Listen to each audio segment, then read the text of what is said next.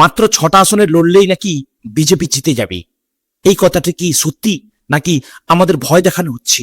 একবার ভেবে দেখুন, পশ্চিমবঙ্গে মোট 294টা আসন, আর সেখানে মাত্র 6টা আসন নিয়ে এত ভয় কেন? প্রতাপপুর দরবার শরীফের সৈয়দ রুহুল আমিন ভাইজান এমন একটা জবাব দিয়েছেন যা শুধু রাজনীতি নয়, আমাদের চিন্তাধারাকেই বদলে দিতে পারে। তিনি বলেছেন তিনি ক্ষমতা চান না, তিনি চান একটা প্রতিবাদী কণ্ঠ। কিন্তু প্রশ্ন হলো, এই কণ্ঠ কি সত্যি পরিবর্তন আনতে পারবে, নাকি এর পিছনে লুকিয়ে আছে অন্য কোনো বাস্তবতা? চলুন সত্যিটা জেনে নেওয়া যাক, এবং তার আগে সৈয়দ রুহুল আমিন ভাইজান এ সম্বন্ধে কি বলছেন সেটা একটু শুনে নেওয়া যাক। এই ভিডিওটাকে আমি আমার দর্শকদেরকে বলবো, যারা আপনারা এই ভিডিওটা যদি সন্তুষ্ট হন, এটা সবার কাছে শেয়ার করুন। কারণ আমরা যতক্ষণ না সচেতন হচ্ছি, আমি যে জায়গায়, আমরা যে রাজনৈতিক মাঠে নেমেছি, এখানে পিছিয়ে পড়া লোকেদেরকে সচেতন হতে হবে। আপাতত আমরা আজকের দিন পর্যন্ত আমরা 6টা সিট ঘোষণা করেছি, আর হয়তো একটা দুটো বাড়বে অথবা কমবে। আচ্ছা বলুন তো, এই 6টা সিটের উপর কি পশ্চিমবঙ্গের ভাগ্য নির্ধারণ করছে? এই প্রশ্নটা সবার আগে করতে হবে। তাহলে আপনি বিজেপি মানে, কিন্তু এই মিডিয়াতে এই প্রচারটা কিন্তু গোটা বাংলায় হবে। তাহলে বাংলায় একটা সাধারণ সংখ্যালঘু মানুষ মুর্শিদাবাদে যে আমার ভিডিওটা দেখবে, যে মালদায় দেখবে, সে মনে করবে ভোট কাটার জন্য। এটা কারা করবে? এরা একটা অপোজিশন দল আছে যারা এই অপপ্রচারটা করবে। উনি প্রার্থী দিয়ে ভিডিওর ভোট কেটে নিয়েছেন। কিন্তু প্রথমে জানতে হবে কটা ভোট আমরা লড়ছি। আমরা 6টা সিটে লড়ছি, তাও আমার জেলাতে, যেখানে 16-17% মুসলিম। আমি যদি ভোট কাটার হতো, আমি মালদা মুর্শিদাবাদে গিয়ে প্রার্থী দিতাম।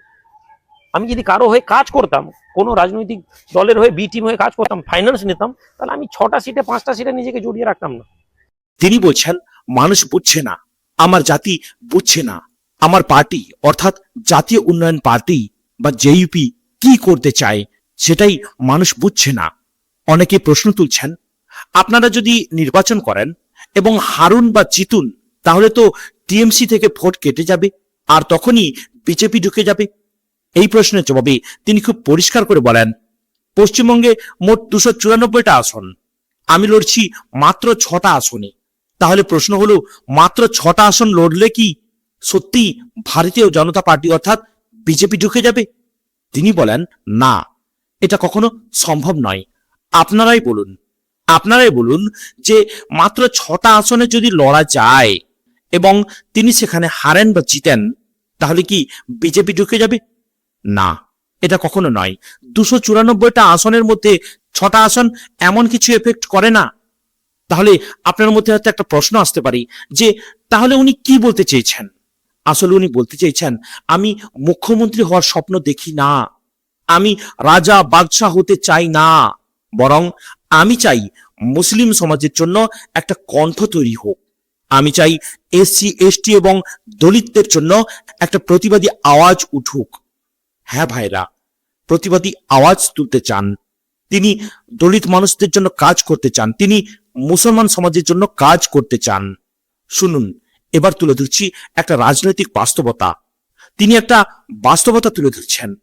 আর যদি কেউ মমতা বন্দ্যোপাধ্যায়ের দল অল ইন্ডিয়া তৃণমূল কংগ্রেস অর্থাৎ টিএমসি থেকে এমএলএ হন, তাহলে কি তিনি নিজের মতো করে কথা বলতে পারবেন?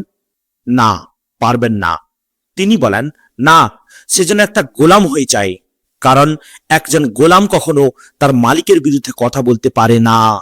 আর এটাই হচ্ছে সৈয়দ রুহুল আমিন ভাইজানের দূরদর্শিতা। তিনি এটাই চিন্তা করছেন যে কারো গোলাম হয়ে আমি থাকতে পারবো না, আমি আমার নিজস্ব দল তৈরি করব।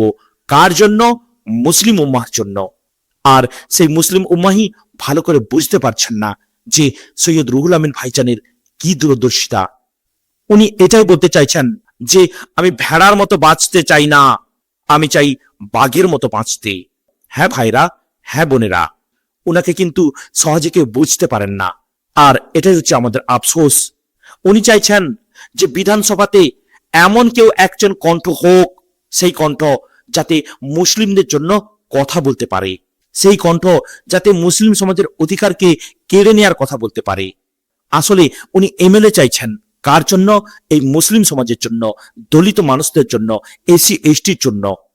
এটাই তার স্বপ্ন, এটাই তার লক্ষ্য। এখন সিদ্ধান্ত আপনার। আপনি কি সংখ্যা রাজনীতি দেখবেন? হ্যাঁ ভাইরা, আপনি কি সংখ্যা রাজনীতি দেখবেন যে যেখানে বেশি আছে সেখানে আমি ছুটে যাব? সে যদি আমাদের গলা টিপে ধরে তবু আমরা সেখানেই সাপোর্ট করব। সে যদি আমাদের কোনো উন্নয়ন না করে তবু আমরা সেখানেই সাপোর্ট করব।